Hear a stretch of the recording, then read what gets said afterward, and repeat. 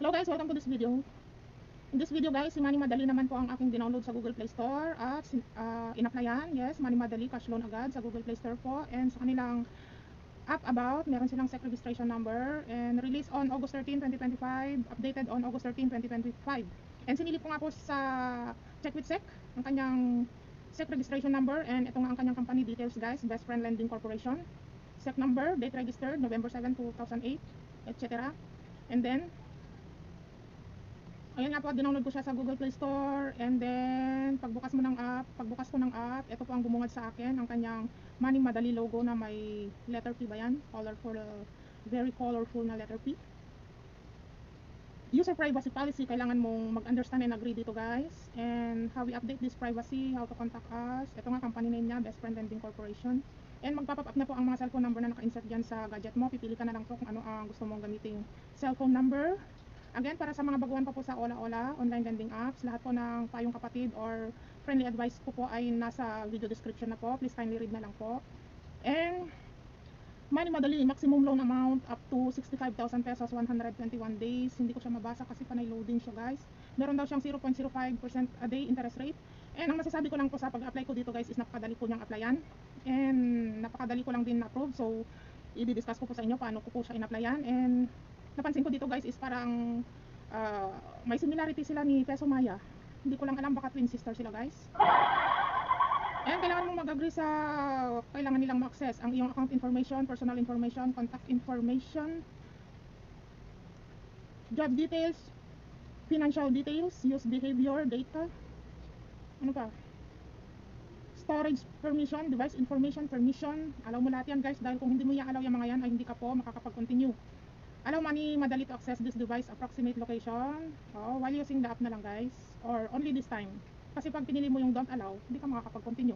So ito yung ID lang na pwede sa kanya guys. Recommended ID type, driving license, PRC, SSS, passport, postal ID, you need. And meron naman siya guys, don't worry, meron siyang other option like TIN ID, voter ID, national ID, pag-ibig, and health card. Please wait, it only takes 1 minute for you to complete all certifications and get a loan.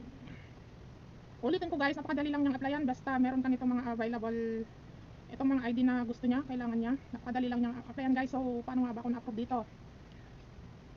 Dito tayo sa ano guys, sa picturean mo na yung iyong ID. Pwedeng mag-upload from your album or pwedeng camera. So ako guys, always camera ang ginagamit ko guys. And then allow Money Madali to take pictures and record video while using the app. So let's see guys, ang ginamit ko dito ay postal ID. After mong double check mo na guys, ang ginamit ko dito is postal ID. So double check na lang guys kung tama yung pagka-capture ng camera sa ID details mo. And then selfie na guys. After selfie, ito na, identity information, education, marital state, number of credit cards, email, gender, residential address, address details.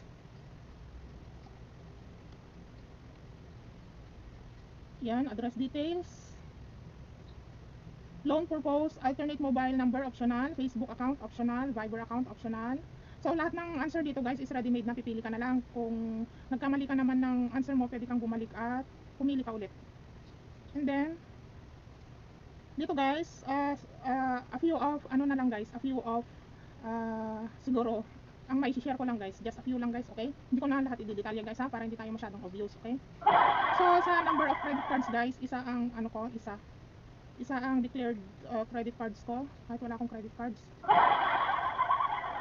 And then sa alternate mobile number guys, nagbigay ako, and totoo po yan yung binigay kong alternate mobile number, hindi ko po yan pineke. Ang Facebook account naman guys is nagbigay din po ako, pero nasa sa inyo yan guys kung anong gusto nyo ibigay na Facebook account, okay?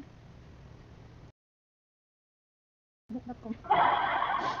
Ito na, pagkatapos yan guys, dito na sa work information, company name, company address. Sa company name guys, pwede yung kung sari-sari store at self-employed ka, pwede po yan guys, yung pangalan ng sari-sari store mo, ginagawa ko po yan.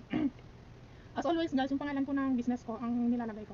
Company address, address details, pwede naman yan guys kung pareho yung address, home address mo tsaka yung ano, yung address ng tindahan mo, pwede po yan, ibigay mo pa rin. And then, company phone number, magbibigay ka talaga ng company phone number kasi wala namang nakalagay na optional.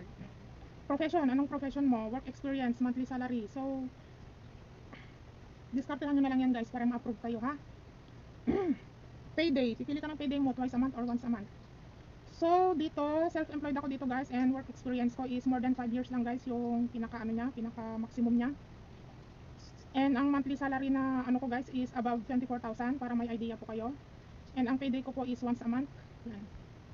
Para may idea po kayo ha. Pero hindi ko na lahat i-detalya guys para hindi tayo ano masyadong obvious.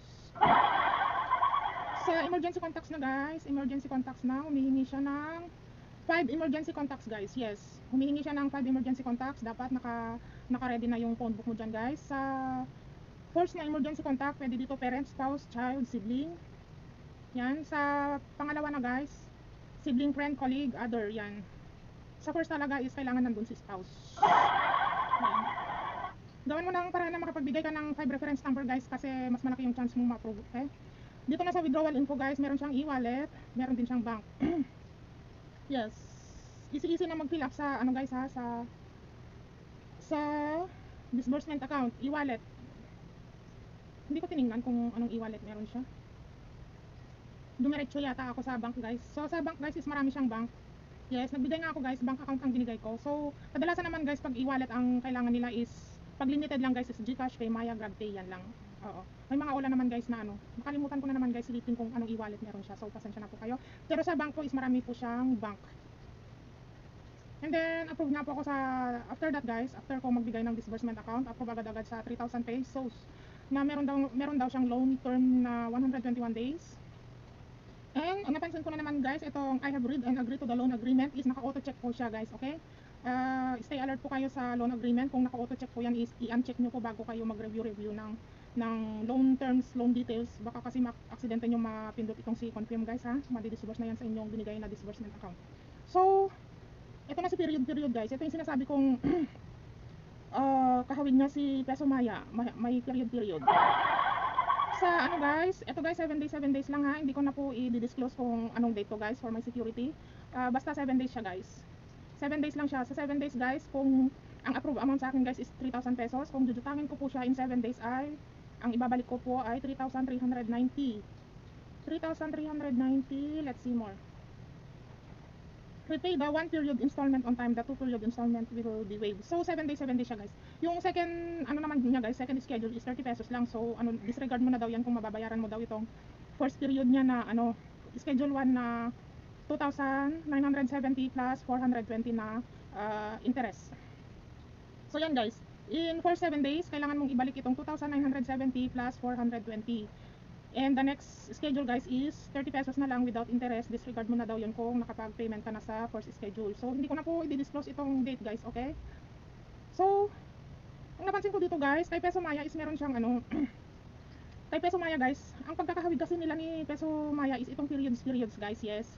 Tsaka yung ano nila guys, yung loan agreement nila guys is naka-auto check. Same po sila naka-auto check. Pero ang napansin ko dito guys is wala siyang upfront. Yes, wala siyang upfront guys, wala siyang upfront payment. Ibig sabihin ng upfront, ibabawas sa loan mo. Wala siyang ganun dito. So, halimbawa sa ito guys, 3 periods. Sa 3 periods guys, first 7 days, ibabalik mo ang 1,485 plus interest na 420. Second week, ibabalik mo ang same 1,485 principal plus interest 420. So, the third, kasi 3 periods daw siya, i-disregard mo ulit yung third schedule guys na 30 pesos, no interest. Yes. Itong 3,000 pesos, kung i-avail siya guys, is ma-receive mo ng buo. Pero hindi ko po siya sinubukan guys, kasi 7 days lang po siya. Yes, basta 7 days po kasi guys is hindi po ako nag-grab. So basta 7 days po kasi guys is hindi po talaga ako nag-grab dahil ugali ko na po kasi na 7 days, 6 days, 5 days is nagbabayad na po ako. So hindi po talaga pwede sa akin ang 7 days. So nasa sa inyo po yan guys, kung pang emergency po, pwede po siyang pang emergency. Halimbawa, kailangan mo ngayon ng pera, pwede mo siyang i-grab kung meron kang inaasahan na pambayad in 5 days or 6 days. Kasi para sa mga baguhan sa OLA, para sa kaalaman nyo po, ang karamihan po ng online lending apps, pag 7 days po, ang kanilang binibigay na loan terms, expected na nila na magbabayad ka 3 days before due date. So 3 days before due date at hindi ka pa nagbayad, expect mo na tatawagan kanila in 2 days before due date, 1 day before due date, baka maharas ka na.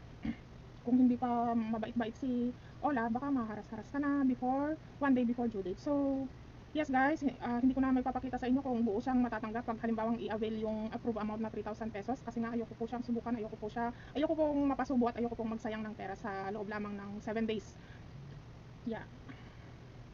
Nasa sa inyo yan guys kung for emergency, ano bang masasabi ko? For emergency pwede siya guys kung may inaasahan kang pambayad, pero kung wala kang inaasahan na pambayad guys, at ayaw mong maharas-haras, ayaw mong makarinig ng mga salitang hindi makain ng aso, wag na lang guys, wag na lang subukan.